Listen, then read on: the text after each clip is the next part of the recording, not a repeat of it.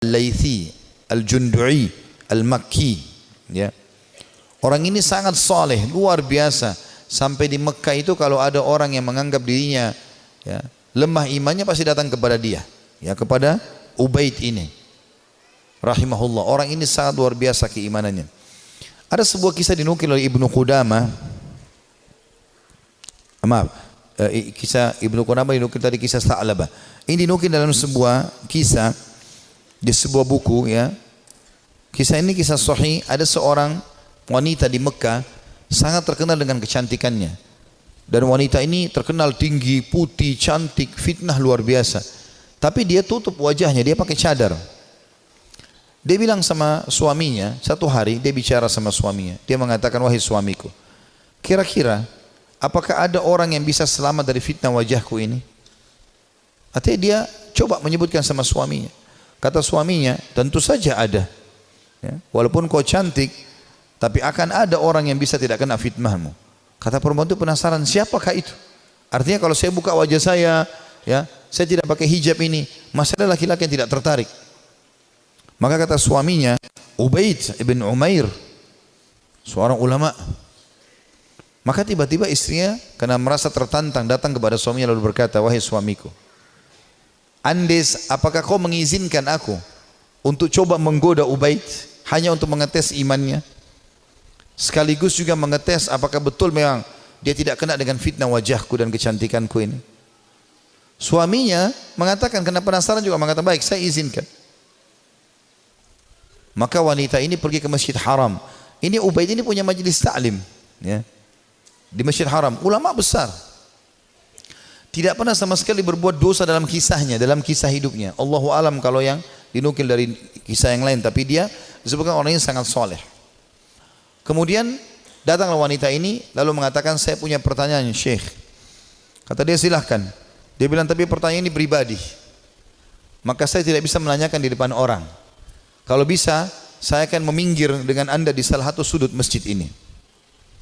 Karena perempuan ini terus menunjukkan kesedihannya, menangis. Maka Ubaid mengatakan, baiklah, tapi tetap di depan umum, bukan berduaan-duaan khalwat.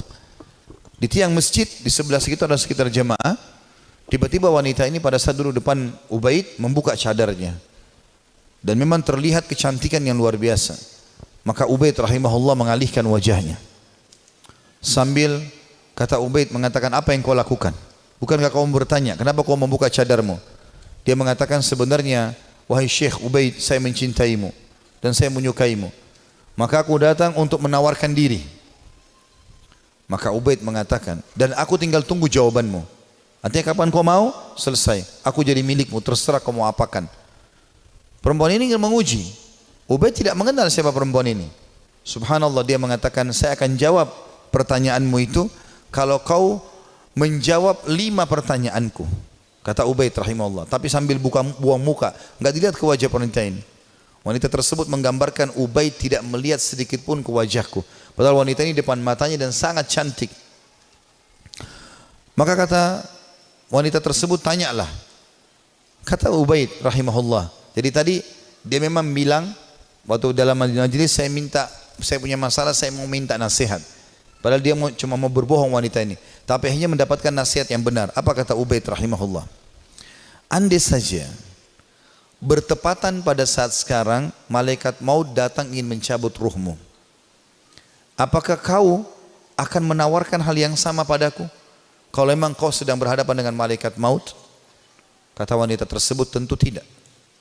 Pertanyaan kedua, andai saja kamu sedang berada dalam kuburan, tempat yang pasti kau akan datangi, dan kau sedang bertemu dengan Munkar dan Nakir, 2 malaikat akan bertanya di kuburan, dan kau sedang ditanya untuk selamat ke surga atau neraka, apakah kau juga akan berpikir tetap akan menawarkan dirimu seperti ini?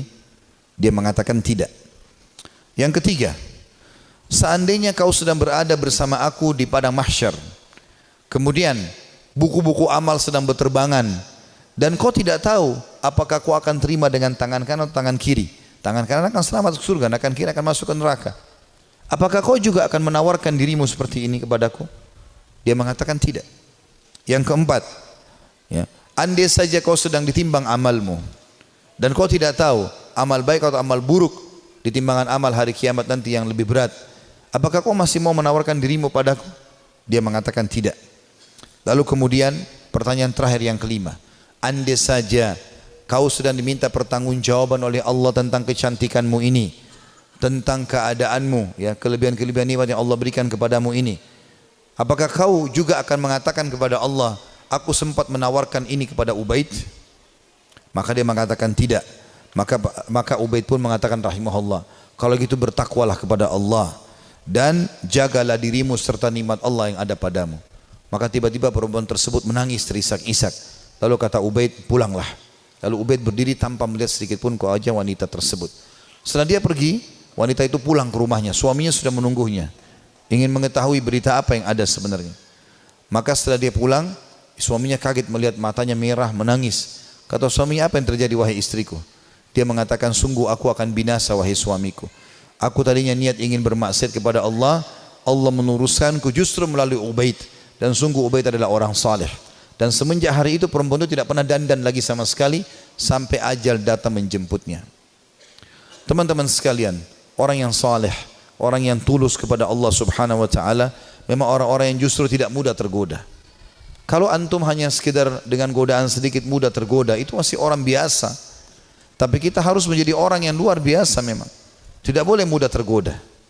Allah Subhanahu wa taala menyebutkan tentang ahli surga di dalam firman-Nya pada saat mereka masuk ke dalam surga nantinya di hari kiamat, itu disebutkan